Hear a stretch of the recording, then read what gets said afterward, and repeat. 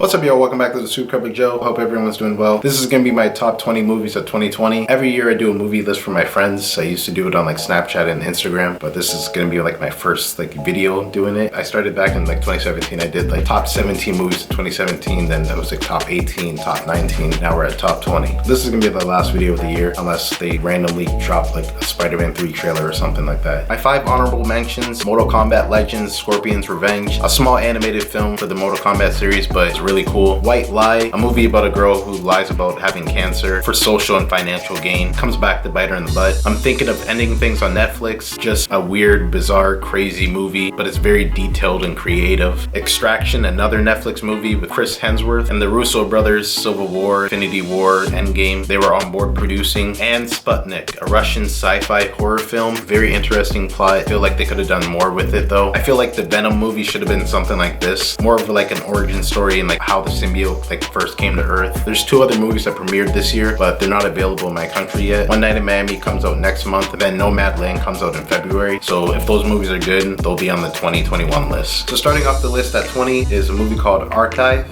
It's a sci-fi drama starring Theo James from the Divergent series. The movie takes place in the future 2038. A robotic scientist tries to create the perfect AI with his wife's consciousness. Stacey Martin, an English-French actress. I've seen her in the movie Nymphomaniac. She plays the androids J3 and J2. The movie explores love, jealousy, and death. You can feel the emotion in these robots. I felt bad watching, sympathetic. There's a really good plot twist in the movie that you don't see coming. The movie's kind of like Ex Machina, and this is something that's really going on probably in China. We better be careful. We've seen multiple movies with androids and AI, so here with the aspect of love and jealousy and consciousness, it was just crazy. Coming in at 19, Bad Boys for Life, one of the first movies I saw in theaters before they shut us down. This is 17 years since the second film. It was good to see Will Smith and Martin Lawrence together on screen again. I thought it was gonna be like Rush Hour 3, not as funny. Martin Lawrence hasn't been in a film in a very long time, but Will Smith at his age is still doing blockbusters. I thought the age was gonna be a factor, but it made the movie work. I like the young cast: Vanessa Hudgens, Alexander Ludwig. The story was okay. They went the Fast and the Furious route. They started off simple, and then as more movies, times changed, they went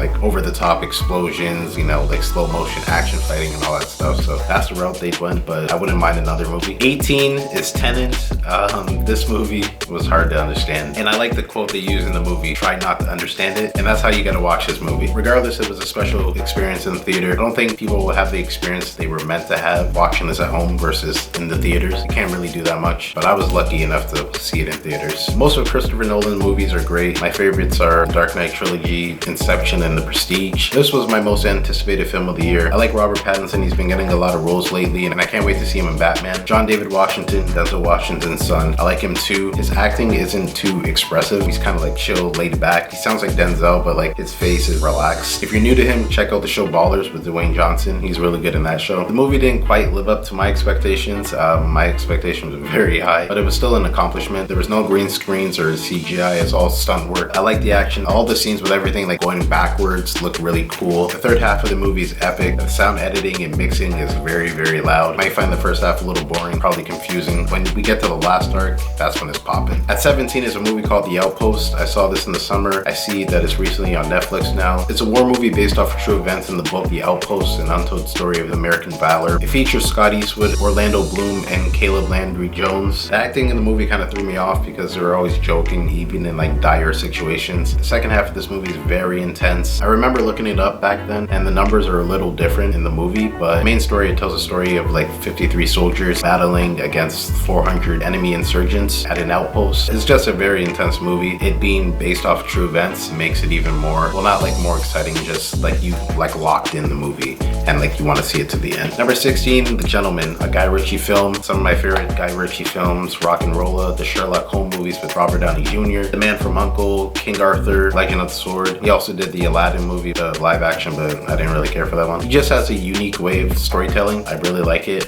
This movie's dialogue heavy, a lot of talking, so people might find this one boring. It stars Matthew McConaughey, Charlie Hunnam, Colin Farrell, and Michelle Dockery. McConaughey plays a guy who owns a big marijuana empire in London, decides he wants to cash out, leave the business behind. For some reason that triggers plots, schemes, bribery, and blackmail in an attempt to steal his domain out from under him. Funny movie, there's action, good cast. Felt like a live action movie for Grand Theft Auto if they ever made one. It's the older ones. If you like Guy Ritchie films or any of the actors in it, you should should definitely check this one out. Number 15 is Disney Pixar's Onward, an animated fantasy adventure film. In a world full of mythic creatures but little to no magic, or magic is just super difficult to master, two elf brothers voiced by Chris Pratt and Tom Holland embark on a quest to learn a spell that will bring their father back from the dead for one day. This was a cool movie. I loved the first half, like the introduction, the beginning of the road trip. The middle was kind of boring. I didn't really care for it. Like the subplot with the mom and like, I forget what it was, like the Minotaur or the I forget. Like the beast lady. And then the ending, I really liked it. I was planning on seeing this in theaters, but this was just when we went into lockdown. But they quickly put it on Disney Plus. I would have paid to see this in theaters, but it's cool. Family friendly movie, pretty good. Number 14 is Host, a British found footage horror movie. There's another movie called The Host that came out the same year, but this one is just called Host. Now this movie is only 56 minutes and it's still better than all the Paranormal Activities and Unfriended movies. This movie was surprisingly good, like not over the top great, but just a simple good horror movie. I jumped like 3 times. There's one scene that's like legit overkill. I had to replay the scene. I called my mom in the room and then she jumped too. The movie was done during the COVID restrictions, so all the actors and actresses, they filmed their own stuff basically at home. If you're not a chicken, watch this movie alone at night in the dark, your phone turned off or like put away so there's no distractions, and embrace the craziness for 56 minutes. It's on the Shudder streaming platform. I found it online at the time. If you're into horror movie stuff or movies like Paranormal Activity but up a notch, check this one out. Coming in at 13 is Run. I just did a movie review for this like a month ago. It's on Hulu. It stars Kira Allen as a homeschool teenager who begins to suspect her mother, played by Sarah Paulson, is keeping a dark secret from her. The team behind 2017 movie Searching made this. That was a great film. That movie I gave a higher score than this, but this is still a solid good movie. Very simple thriller. Kira in real life uses a wheelchair and her character in the movie is bound to a wheelchair. So I really appreciated her performance. I don't think anyone else could have played this or done it better. Acting like you're bound to a wheelchair versus someone who's actually bound to a wheelchair, you know? Sarah Paulson's just Sarah Paulson. I said in my review, don't watch the trailer, just watch the movie and I think you'll enjoy it. Number 12, Love and Monsters, another movie I recently just watched. It stars Dylan O'Brien in a monster-infested world. His character Joel, along with a very cute dog, journey to find his girlfriend from high school. At first he's a scared guy, but eventually he finds his inner hero. This was like a Zombieland meets Fantastic Beasts. Michael Rooker and Ariana Greenblatt bring that PG Zombieland vibe, and the visual striking monsters bring the Fantastic Beasts vibes. This was supposed to release back in March. They were talking about pushing it all the way to February of next year, but ultimately decided to release it in October. This was a fun, heartwarming movie. I'll leave a link in the description for my reviews for any movie that I did a video for. But 11 is Bad Education. I didn't know anything about this movie prior. I saw a few YouTubers posting reviews for this movie. Saw Hugh Jackman on the poster, so I decided to give it a watch, and boy, it's low-key, but it's really, really good. Based on the true events of the largest public school embezzlement in American history. This actually premiered last year at the Toronto Film Festival, but hadn't heard of it. I didn't even know about the situation until the credits of the movie. It's on HBO Max now. In the movie, there's Allison Janney, Ray Romano, Alex Wolff, and I really like Geraldine Viswanathan's performance, but Hugh Jackman, he's the reason you're watching this movie. He plays the school district superintendent. Janney is the assistant superintendent. They both steal millions of dollars from the school. It's a crazy story. As a movie, it takes a while to get into the plot, but it's to help the viewers understand who they're dealing with, like how this could happen, how it went over people's heads. One of the screenwriters of this movie actually went to the school of where all this went down. It is just a wild story. You guys should check it out. Now the top 10, Shithouse. One of the most like realist, relatable, heartwarming, coming of age films I've ever seen. It's a comedy drama. It's directed, written, produced, and stars Cooper Raiff. Props to him right there. It tells the story of a lonely, homesick college freshman who takes a leap of courage and attends a party at a frat house called Shithouse. There he forges a strong connection with a girl named Maggie, played by Dylan Galua. I don't know who or who doesn't watch my videos. I'm talking about my friends. I don't want to bring something up, but this movie is it. A certain period in my life. You've seen these kinds of stories before in movies. I'm pretty sure most people that go to college go through this phase, but I love this movie. I wish I was as cool as this guy, like high school, like after high school. I was attracted to Dylan too. Her character actually reminds me of someone. I'm not gonna bring stuff up because it'd become too obvious for certain people. This was just a little fun movie for the young adults, maybe late teens. Very moving, it can be very emotional, but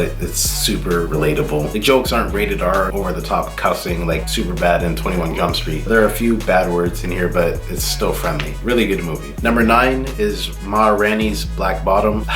The ending of this movie had me effed up over some damn shoes. This movie was Chadwick Boseman's last performance. It also stars Viola Davis as the legendary legendary blues singer Ma Rainey. The movie is a dramatization of one of her songs titled Black Bottom and what happened back in 1927 during the recording session. The movie is kind of like a play too, and it explores the themes of artistic control, commercial exploitation, and systematic and sometimes violent racism. It's based off the play of the same name, and it's a mix of fiction and some real stuff. I thought all the performances were great, specifically Chadwick Boseman. Viola Davis was great as well. Her makeup was a little distracting at first. Some of the parts where she's singing, you can kind of tell it's not her voice, but it's still good. And because it's like a play, there's like very long takes of dialogue, so that just shows and tells you like how good these people are with like remembering their lines, besides the ending. But there's one scene with Chadwick Boseman, and he's talking about the white man, very powerful. Now this was never taught to me in grade school or high school. A lot of people don't know about it, black or white, or like where they have like little knowledge about it. The last 2 years I noticed they've been putting it in a few movies and shows. I've done my own research. The research can't get done on Google, YouTube, or Facebook. The beginning of the 19th century up until the 1920s, for like black people, like we were making a comeback from slavery, and the oppressors knew that. Tulsa race, Black Wall Street massacre happened. Look this up because I'm not about to go in because I'll get mad. But we are like, I'm talking about black people. We are so behind because our progress has been like halted multiple times, and people still don't understand it and understand why. We're taught in school it was only like 400 years. It goes way farther back, and it still goes on today. It's just in a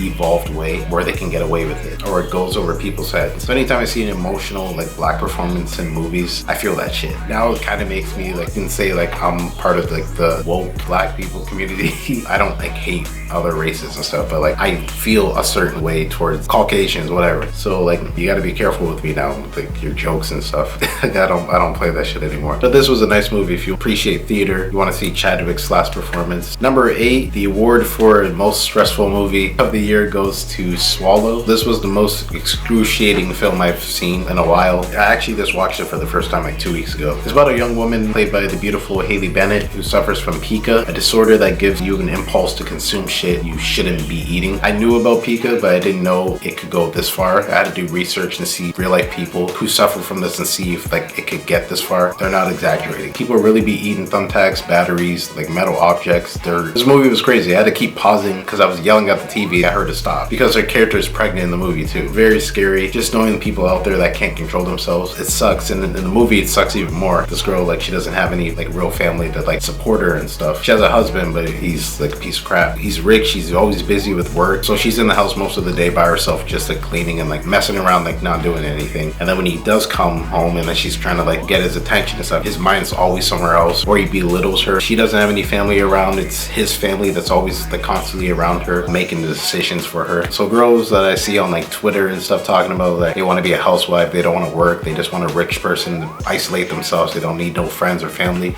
Be careful because when shit goes down and you need help, and no one's gonna come for you. Besides the condition itself, the reasoning in the movie is another powerful element. In the movie, the husband acts like he loves her, but like again, he puts her down, he ignores her. At the dinner table, she's trying to tell him about her day, but then he's like, oh, I gotta take this, or like he's texting and stuff. She makes one mistake, he like gets really mad at her. She doesn't have her family there, it's just his family, so they treat her like a baby. So what happens is the urge comes out of nowhere, but she sees like a marble. She feels like she can't do anything, she's not strong, not tough or whatever. So she's like, you know what? This is something that no one would think doing. Like everyone's scared. I'm not scared, and she eats it. That's kind of like, I don't know, like power. Like, yeah, see, like I did that. But as soon as she did that, that's when the roller coaster comes in, and then she starts eating everything. And then it was funny because it was like his family is like a piece of shit, but I understand that they don't understand how to deal with this, and at the same time, she doesn't understand how to deal with it. So it was just crazy. As the movie goes on, you find out there's more trauma from her past. It gets even more wild. For most people, they'll just see this as a weird movie, but there's metaphors in here. There's a lesson to be taught. It's on a different level. Not fun to watch, but if you were able to sit through Midsummer, Hereditary, the French movie Raw, you shouldn't have a hard time watching this. Number 7, I told y'all this was going to be on my list like 2 weeks ago. Black Bear, starring Aubrey Plaza. A filmmaker retreats to an isolated cottage only to find the woods summons her inner demons in intense and surprising ways. Another bizarre movie, a psychological comedy drama. I think it was Aubrey's best performance. I'm telling you, if you're not a fan of hers yet and you haven't seen Ingrid Goes West, you need to watch it. I just talked about this movie, so I won't stay on this for too long. If you're into filmmaking, you have a creative, artsy mind, I think you'll like this movie even if you find it a little uncomfortable. It's a unique film. Number 6, my first video review I did was for The Invisible Man. Got to see that with a friend near the beginning of the year before it went into lockdown. I was super shocked with how good this movie was. I was expecting it to be bad. The trailer revealed like so much. I just wanted to see it because I had to start making video reviews for movies, but but it was solid. And Cecilia, played by Elizabeth Moss, her abusive ex takes his own life and leaves her his fortune. She suspects his death was a hoax. As a series of coincidences turn lethal, Cecilia works to prove that she's being hunted by someone nobody can see. I'd call it a sci-fi thriller more than a horror, but there are horror elements. Overall, it's a good remake, reimagining of the character. I believe it's confirmed they're making a sequel or a spin-off. The original plan was to create like a monster universe, be like Frankenstein, Dracula. Dracula Untold was supposed to be the first movie. Then the 2017 Mummy movie was like the second, but that movie was trash. So I think they went back to like the drawing board. I'm still interested in seeing these characters come to life with the technology we have today. But this movie was good. Obviously, it's kind of predictable with the trailer, but I was still able to enjoy this movie. Now, top 5, the big hitters. Well, not really big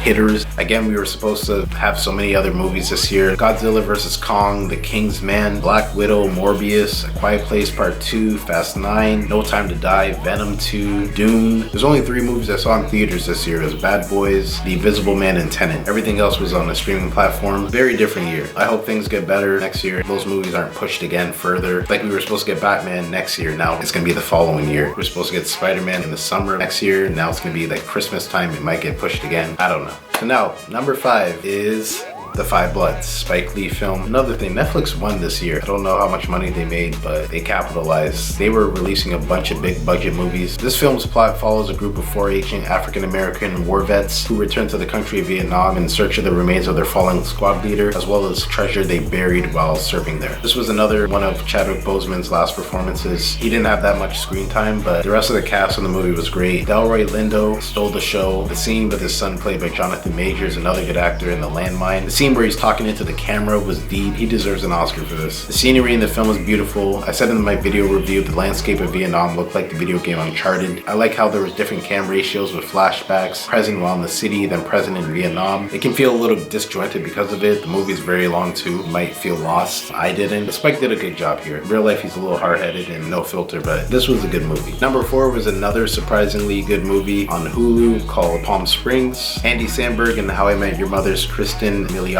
Also, J.K. Simmons is in the movie. 2 strangers at a wedding get stuck in a time loop, unable to escape the venue and each other. It's a very good romantic comedy mystery thriller. Very clever. They use the time loop concept really good. There's purpose and heart. Not the funniest movie ever. You're not going to be dying on your couch, but I had some good laughs. Easy to follow the science. There's been multiple movies like this you've probably seen, so it should make sense to you. Go check out my review if you want to hear more about it before giving it a watch, but it's worth a watch. Number 3 is Sound of Metal. I thought this was going to be like another Whiplash on the poster. I thought this was gonna be like my movie of the year, but it's coming in at number 3. Riz Ahmed is a heavy metal drummer in a duo band with his girlfriend, played by Olivia Cook. His life is thrown into a free fall when he begins to lose his hearing and has to come with the gripes with the future that will be filled with silence. Deep drama about ego. Riz Ahmed gives the best performance of the year, I think. You see this like plot and this idea in a lot of movies, particularly sports types. This also kind of reminded me of the movie Waves. You love doing something, hurt yourself, you injure yourself. Doctor tells you like, yo, calm down, you need to stop or you're gonna make it worse. Ego kicks in, like you don't want to stop, you don't know how to stop, then you hide it from your friends and family, you don't want to let them down, and then you end up making it worse, you know. Now you're mad at the world, but really it's you making the decision. In the end, you're just hurting yourself and the people around you. This movie, Riz's character, his name is Ruben. It's the end of the world for him, and the music was his world, but the silence revealed a new one to him. The supporting cast in the movie was good too. Paul Raci and Olivia Cook. I really hope this movie gets a buzz around the Oscar season. This is definitely worth a watch. My second favorite film of the year is The Trial of the Chicago 7. Aaron Sorkin's compelling fact-based courtroom drama. The story of 7, though it was originally 8 people on trial for various charges surrounding the violent clash with the police at the 1968 Democratic National Convention in Chicago, Illinois. Everything I said in my review, I still feel the same way. Everyone should watch this, know about the story. It's still very relevant. Great cast, good acting, thought-provoking. I was about to cry at the end. There's actually another movie pretty much on the same topic based on true events, though it's part of a mini-series, which is why I didn't include it. It's called Mangrove, part of Steve McQueen's Small Axe series. You can watch it on Amazon Prime. There's another film in there too called Red, White, and Blue with John Boyega. I thought was really good, but Mangrove, it pushed me over the edge and I was just angry afterwards. It's the first in the series and the best. It retells the story of the 1971 trial of Mangrove 9, a group of Black British activists charged with inciting a riot during a protest. It features Letitia Wright along with other English actors and actresses. The difference between between Chicago 7 and Mangrove 9, like the movies. Mangrove is more like infuriating, overwhelmingly powerful, and showcases racism in England. Chicago 7 is more of a crowd pleaser and like Hollywoodish, but both movies are good. Both movies should be checked out. Like the average person can probably handle the Trial of Chicago 7, but not Mangrove. Black people should watch Mangrove. And finally, my favorite film of the year, it's not Wonder Woman 1984. I watched that movie again. Like I kept going back and forth with some scenes with my sister because we had the 48-hour like rental thing. I had to lower my original score. I didn't hate the movie, but it could have been so much better. My number one movie is Disney Pixar's Soul. This is the third time an animated film is like the top movie of its year. Spider-Verse was mine in 2018, and then Your Name, an anime movie, was my 2016. I just talked about this, so I don't want to go fully in, but this was a great movie. Pixar has another hit. I believe it's more for teenagers and up, not like for like little kids unless their parents give them the okay. It's a very different Pixar movie, kind of strange and weird. Has conversations about death, meaning of life, your purpose. The first Pixar movie I think to have like a black lead and Jamie Foxx. Though Tina Fey's also still kind of the main character. Overall story, animation, voice acting, and music were all stellar and fun. It came out Christmas worldwide. You can watch it now on Disney Plus if you have it. Check out my review and other YouTubers to see what we all thought about it before you check it out. But yeah, that's my list for 2020. Did any of your favorites make it into the list? Are there movies probably haven't heard of that you want to check out? Let me know, leave a comment down below. Thank you for watching this video. Thank you for watching all of my other reviews, all of these videos this year. I'm excited to watch some more movies in 2021. In the meantime, be kind to one another, take care of yourselves since I didn't know, and I will see you guys next time.